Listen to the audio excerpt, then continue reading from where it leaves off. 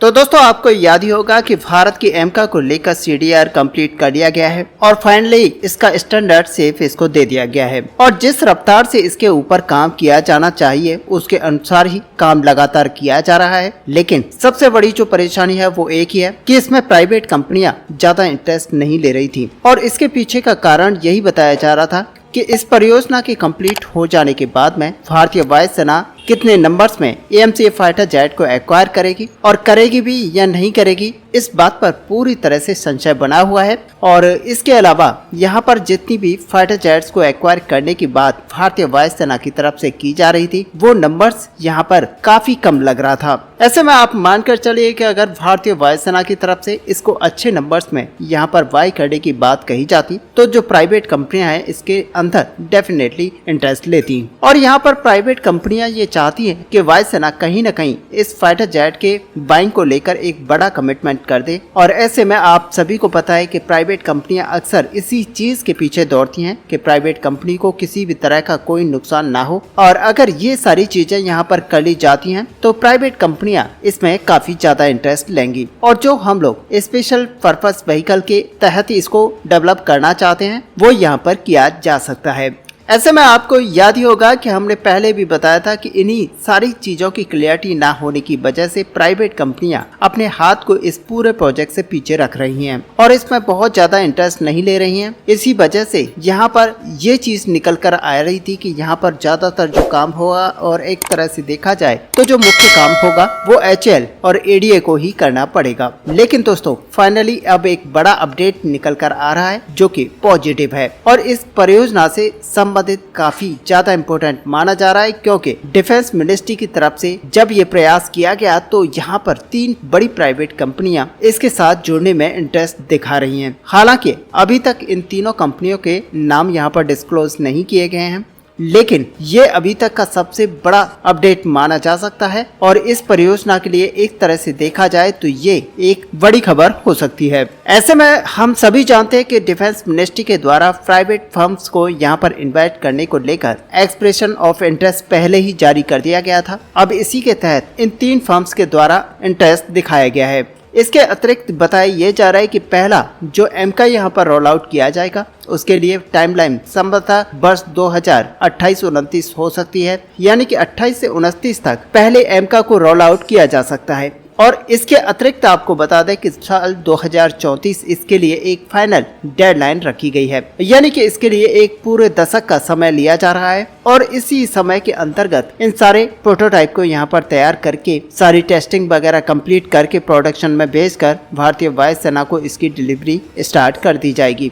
और ऐसे में यहाँ पर बताया जा रहा है कि वर्ष 2034 तक एक बड़ा समय यहाँ पर लग सकता है और इसके अलावा यहाँ पर बताया जा रहा है कि जो फाइनल प्रारूप है वो यहाँ पर तय करना होगा और उसमें यहाँ पर सारी परियोजना को एक्सप्लेन भी करना होगा। अब दोस्तों यहाँ पर देखा जाए तो ये सारा डिटेल्स यहाँ पर आएंगे कि आखिरकार इस परियोजना को किस तरीके से आगे बढ़ाया जाएगा और इस परियोजना के तहत क्या क्या चीजें यहाँ पर रहेंगी, किस आधार पर इस परियोजना में काम किया जाएगा और काम कितने फेसेस के अंतर्गत कंप्लीट किया जाएगा और आखिरकार किसी की यहाँ पर क्या रेस्पॉन्सिबिलिटीज रहेंगी और इसी तरह का एक प्रॉपर मॉडल यहाँ पर तैयार किया जाएगा और HAL ADF यहाँ पर प्राइवेट फर्म के सामने उसके बाद में रखेगी। और ऐसे में बताया ये जा रहा है कि नई प्राइवेट कंपनियां और भी यहाँ पर जुड़ सकती हैं और ऐसे में आप मानकर चलिए कि प्राइवेट कंपनियां और भी यहाँ पर जुड़ती हैं तो बड़े स्केल पर इस पूरी परियोजना के तहत काम किया जा सकता है। और ऐसे में दोस्तों यहाँ पर अगर CDR कंप्लीट हो चुका है तो आप मानकर चले कि इसका फाइनल सेफ यहाँ पर दिया जा चुका है, इसकी मेटल कटिंग स्टार्ट हो चुकी है। तो फाइनली अगर माना जाए तो काम इसकी ऊपर तेजी से करना स्टार्ट कर दिया गया है। इसके अलावा आपको पता ही है कि CCS के द्वारा इसको मंजूरी दे दी गई है, फंड भी आवंटित कर दिया गया है। इंजन की अगर बात की जाए तो F414 इंजन को भारत में मैन्युफैक्चर किया जाएगा और इसके लिए अमेरिका से डील यहाँ पर कंप्लीट हो चुकी है। अब यहाँ पर केवल बचता है कि इसकी सारी चीजों को कंप्लीट होने के बाद में इसका जो डेवलपमेंट है वो तेजी से किया जाए। इसके अलावा दोस्तों आपको बता दें कि जेट इंजन जो कि भारत यहाँ पर बनाने वाला है अपने एमका मार्क 2 के लिए, वो एक बहुत ही बड़ा कॉम्प्लेक्स टॉपिक है। और ऐसे में आपको बता दें कि कावेरी इंजन को लेकर मीडिया के अंदर जितने भी आर्टिकल्स हैं वो काफी हद तक गलत हैं और यही वजह है कि यहाँ पर परसेप्शन जो बनता है वो काफी हद तक गलत बनता है। ऐसे में दोस्तों यहाँ पर देखा जाए तो किसी भी चीज को अगर आप बनाते हैं तो यहाँ पर सबसे पहले टेस्टिंग की जाती है और उसके बाद में इसको सर्टिफिकेशन दिया जाता है। उसके बाद में आप मानकर चल सकते हैं कि इसको यूज किया जा सकता है। और इस समय भारत के अंदर इंजन को सर्टिफाई करने के लिए कोई भी एजेंसी मौजूद नहीं है और यही वजह है कि GTRE कावेरी इंजन को जब बनाया जा रहा था तो पहले इंजन को बनाने में काफी लंबा समय लगा। उसके बाद में प्रैक्टिकल सिचुएशन के हिसाब से ये समय इतना ज्यादा था कि LCA प्रोग्राम से इसको डीलिंग कर दिया गया था और उसके बाद में भारतीय वायुसेना की जो रिक्वायरमेंट थी वो यहाँ पर G404 से लेकर GE414 पर पहुंच चुकी थी और इसीलिए आप कह सकते हैं कि जो हमारा कावेरी इंजन है वो LCA में यहाँ पर इंडक्ट नहीं किया जा सका।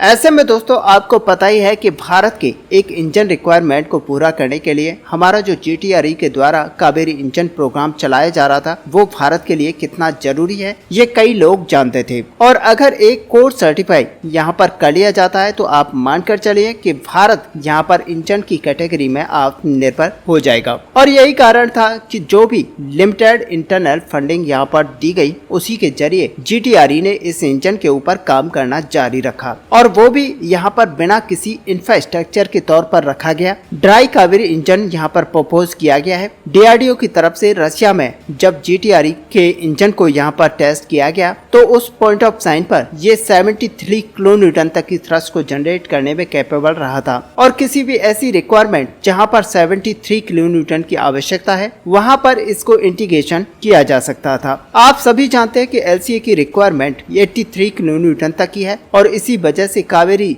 LCA की रिक्वायरमेंट पे फिट नहीं बैठता है। लेकिन अगर इस इंजन को पूरी तरह से सर्टिफाई कराना है तो पहले इसको एक ऐसे टेस्ट पैड के ऊपर माउंट किया जाना है जो कि सुपरसोनिक स्पीड से उड़ सके और इसी चीज को ध्यान में रखते हुए GTRE की तरफ से एक MiG-29 मांगा गया था और आइडिया था कि एक कावेरी और एक RD-33 MiG-29 को सुपरसोनिक स्पीड पर ले जा सकेंगे। लेकिन भारतीय वायुसेना के लिए इन एयरक्राफ्ट के नंबर लिमिटेड है और UPG अपडेट के बाद में इनको एक्सटेंसिव रूप से इस्तेमाल किया जा रहा है। ऐसे में MiG-29 वाले प्रपोजल के बाद में जो प्रपोजल दूसरा यहाँ पर रखा गया था वो तेजस का था। ऐसे में आपको बता दें कि GTRE को भारत सरकार की तरफ से अप्रूवल मिल चुका है और जो चीज इनिशियली प्लान की जा रही थी MiG-29 और Su-30 MKI के साथ में अब वो LCA तेजस के साथ की जाएंगी, यानी कि एक LCA तेजस कावेरी इंजन के लिए मॉडिफाई किया जाएगा और एक नया कावेरी इंजन बनाया जा रहा है जो कि LCA तेजस के ऊपर माउंट किया जाएगा। और ऐसे में यहाँ पर जो पूरा आइडिया है वो यहाँ पर इसके सर्टिफिकेशन को लेकर है कि कावेरी इंजन के सर्टिफिकेशंस को पूरा कराया जाए और उसके बाद में इसको और भी ज्यादा इम्प्रूव किया जाए। और आप मानकर चलिए कि इस पूरी एक्सरसाइज के अंदर 36 मंथ्स का समय लगेगा, लेकिन क्योंकि ये ऑलरेडी यहाँ पर 6 महीने पहले स्टार्ट कर दी गई है तो उस हिसाब से आप मानकर चलिए कि 30 महीने के अंदर ही ये पूरा जो प्रोसेस है वो कंप्लीट होता हुआ दिखाई देगा। ऐसे में दोस्तों असल में देखा जाए तो भारत इंजन को बनाने की राह में एक कदम आगे बढ़ चुका है और अब भारत अपने लक्ष्य के बहुत ही करीब है। ऐसे में दोस्तों इस पूरे टॉपिक को लेकर आपका क्या व्यू है, आप अपना व्यू हमें कमेंट पर लिखकर जरूर बताएं। साथ ही अगर वीडियो आपको अच्छी लगी हो तो लाइक और शेयर करना ना भूलें। मिलते हैं नेक्स्ट वीडियो में, तब तक के लिए जय हिंद जय भारत।